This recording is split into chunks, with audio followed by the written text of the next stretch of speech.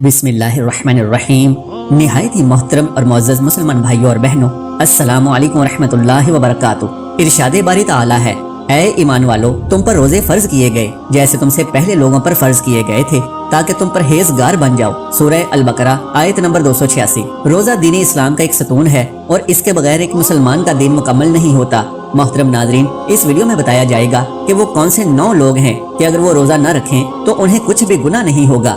यानी इन 9 लोगों को रमजान में रोजा न रखने पर छूट है। हर मुसलमान मर्द और औरत जो बालिग हो और अपने होशो हवास में हो, उस पर रमजान के रोजे फर्ज हैं, यानी कि उसके लिए पूरे महीने के रोजे रखना जरूरी है। और अगर वो उनकी फर्जियत का इनकार करता है तो वो काफिर है और बिला वजह रोजा छोड़ना गुनाह भी है। लेकिन क्या आप जानते हैं कि 9 लोग ऐसे भी हैं जिन्हें रमजान के महीने में रोजा न रखने की छूट है। ये 9 लोग रमजान के महीने में रोजे छोड़ सकते हैं। नंबर 1, बीमार आदमी। सबसे पहला इंसान जो रोजा छोड़ सकता है वो बीमार आदमी है। जो इंसान सख्त बीमार है तो ऐसे इंसान के लिए रोजा न रखने की छूट है। अगर ऐसा बीमार आदमी रोजा नहीं रखता है तो उस पर कुछ भी गुनाह नहीं। अब ये भी जान लीजिए कि ऐसी कौन सी बीमारी है कि जिसमें रोजा न रखने की छूट है। हम आपको बताते हैं कि यहाँ पर उन बीमारियों की बात नहीं हो रही जो कि आमतौर पर नॉर्मल लोगों को होती हैं। जैसा कि अगर किसी के सर में दर्द हो गया, घुटने में दर्द हो गया, किसी को सर्दी या जुकाम लग गया और उस पर उसने रोजा छोड़ दिया, तो ऐसा करना बिल्कुल भी जायज नहीं है। ऐसे लोगों को रोजा रखना जरूरी है। यहाँ पर बीमारियों से मुराद ऐसी बीमारी है जिसमें इंसान की जान जाने का खतरा होता है। अब ये भी जान लीजिए कि वो कौन सी बीमारी है कि जिसमें जान जाने का खतरा होता है। तो इस बात का ऐसे पता चलता है कि अगर कोई माहिर डॉक्टर आपको ये कह दे कि अगर आप भूखे प्यासे रहे तो रोजा रखने से आपकी जान जाने का खतरा हो सकता है, या फिर डॉक्टर आपसे ये कह दे कि अगर आपने रोजा रखा तो आपकी बीमारी ठीक नहीं होगी या आपकी बीमारी और बढ़ जाएगी, तो ऐसी सूरत में रमजान के महीने में रोजा छोड़ना जायज है। लेकिन छोटी मोटी बीमारियों में रोजा छोड़ना जायज नहीं है। अब यहाँ पर अगर किसी ने अपनी बीमारी की वजह से रोजे छोड़ दिए हैं तो वो याद रखे कि उसे इन रोजों को बाद में रखना पड़ेगा, जब उसकी बीमारी दूर हो जाएगी। यानी कि जब उसकी बीमारी ठीक हो जाएगी तो उसको अपने छोड़े हुए रोजों को कज़ा करना पड़ेगा। अब अगर किसी की बीमारी ऐसी है कि वो कभी ठीक ही नहीं हुई और उसका आखिरी वक्त करीब आ गया, तो ऐसे में वो अपने घर वालों को ये वसीयत करे कि मेरे इतने रोजे छूट गए हैं और वो उनका फिदिया अदा करें। और फिदिया ये है कि हर एक रोजे के बदले एक मिस्कीन को दोनों टाइम पेट भरकर खाना खिलाएं। नंबर 2, हामिला यानी प्रेग्नेंट औरत, यानी दूसरे नंबर पर हामिला औरत है, यानी जिसके पेट में बच्चा हो।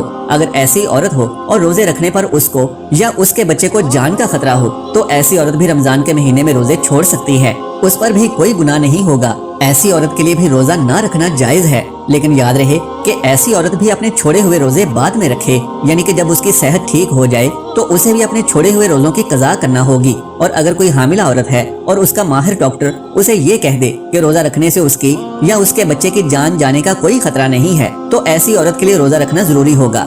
नंबर 3, ज्यादा बुढ़ापा होना, यानी तीसरा शख्स वो है जो अपनी उम्र के आखिरी पड़ाव में पहुंच जाए। यानी कोई शख्स बहुत ज्यादा बूढ़ा हो गया हो, तो अगर कोई ऐसा शख्स है जो अपने बुढ़ापे की वजह से अपनी जगह से उठ भी नहीं सकता, बैठ भी नहीं सकता है, और वो अपने बुढ़ापे की वजह से इतना कमजोर हो गया है कि उसमें रोजा रखने की बिल्कुल भी ताकत नहीं है, तो ऐसा शख्स भी अगर रमजान के महीने में रोजे नहीं रखेगा तो उस पर भी कोई गुनाह नहीं होगा। तो ऐसे बूढ़े शख्स के लिए भी रोजा छोड़ना जायज है। लेकिन याद रहे कि ऐसे शख्स के लिए भी फिदिया अदा करना जरूरी है। और फिर अगर ऐसे शख्स में बाद में इतनी ताकत आ जाए और वो अपने आप को तंदुरुस्त महसूस करे तो उसको चाहिए कि अपने छोड़े हुए रोजे बाद में रख ले और उनकी कज़ा करे। लेकिन अगर कोई शख्स अपने बुढ़ापे की वजह से इतना कमजोर हो गया है कि उसे अपने ठीक और सेहतमंद होने की कोई उम्मीद ही नहीं है, तो उसके लिए रोजे मुआफ हैं। लेकिन उसे भी अपने हर रोजे के बदले में फिदिया देना पड़ेगा। और फिदिया यही है कि अपने हर रोजे के बदले एक मस्कीन को पेट भरकर 2 वक्त का खाना खिलाना होगा।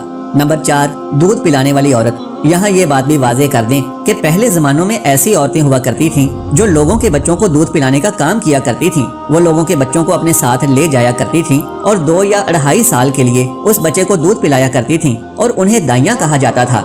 ऐसी औरतों के लिए भी रमजान में रोजे ना रखने पर छूट है जो बच्चे को दूध पिलाती हैं। लेकिन चूंकि अब ऐसा जमाना नहीं रहा, लिहाजा ऐसी माएँ जो अपने बच्चों को दूध पिलाती हैं और अगर उनका डॉक्टर उन्हें ये कह दे कि उनके रोजे रखने की वजह से उनके बच्चे को खतरा है, तो ऐसी माओं को भी रोजा छोड़ने पर कुछ गुनाह नहीं है। लेकिन याद रहे कि ऐसी औरत को भी बाद में अपने उन रोजों की कज़ा करनी होगी। नंबर 5, पागल या दीवाना शख्स, यानी 5वां शख्स वो है जिसका ज़हनी तवाज़ुन खराब हो चुका हो और वो पागल या दीवाना हो चुका हो और अपने आपे से बाहर हो चुका हो और जो बहकी बहकी बातें करता हो और जो अचानक बेहोश हो जाता हो, तो ऐसे लोगों को भी रोजा छोड़ना जायज है। یعنی کہ اگر ایسا شخص بھی روزہ نہ رکھے تو اس پر بھی کوئی گناہ نہیں ہوگا، لیکن ایسے شخص کو بھی چاہیے کہ بعد میں جب وہ ٹھیک ہو جائے تو اپنے چھوڑے ہوئے روزوں کو قضا کر لے۔ نمبر 6، حیض و نفاس والی عورتیں، یعنی ایسی عورتیں جن کے ماہانہ پیریڈز چل رہے ہوں، وہ حیض والی عورتیں ہیں، اور ایسی عورتیں جنہوں نے بچے کو جنم دیا ہو اور ابھی تک ان کا خون نکلنا بند نہ ہوا ہو، تو ایسی عورتوں کو نفاس والی عورتیں کہتے ہیں۔ یہاں پر ایسی عورتوں کا بھی روزہ رکھنا جائز نہیں۔ یہاں یہ بھی یاد رکھیں کہ پہلے بیان کیے گئے 5 قسم کے لوگ اگر روزہ رکھ لیتے ہیں تو ان کا روزہ قبول ہو جائے گا، لیکن حیض اور نفاس والی خواتین اپنی اس حالت میں روزہ نہیں رکھ سکتی، اور اگر وہ رکھیں گی تو ان کا روزہ قبول نہیں ہوگا اور ان پر سخت گناہ ہوگا۔ ایسی عورت جب بعد میں پاک صاف ہو جائے تو اس کے لیے ضروری ہے کہ اپنے چھوڑے ہوئے روزوں کی گنتی پوری کر لے۔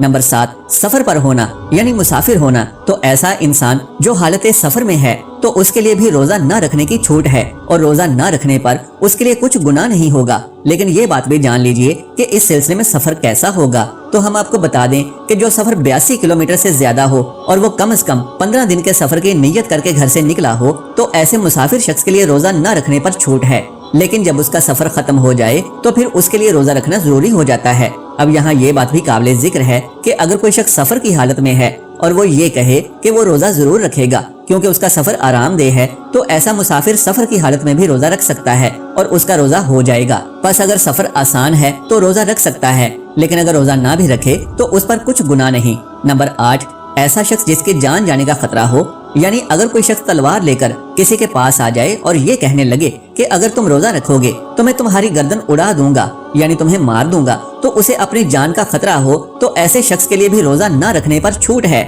لیکن یاد رہے کہ ایسے شخص کے لیے جب وہ ایسی صورتحال سے باہر نکل جائے اور اس کے جان کو کوئی خطرہ نہ ہو تو بعد میں اس پر اپنے چھوڑے ہوئے روزوں کی قضا لازم ہو جائے گی اور اسے بعد میں اپنے وہ چھوڑے ہوئے روزے رکھنا پڑیں گے۔ نمبر 9، نابالغ بچہ، یعنی جیسا کہ ہم سب یہ بات جانتے ہیں کہ روزہ ہر بالغ انسان پر فرض ہے جو اپنے ہوش و حواس میں ہو، اس طرح روزہ نابالغ بچے پر فرض نہیں ہے۔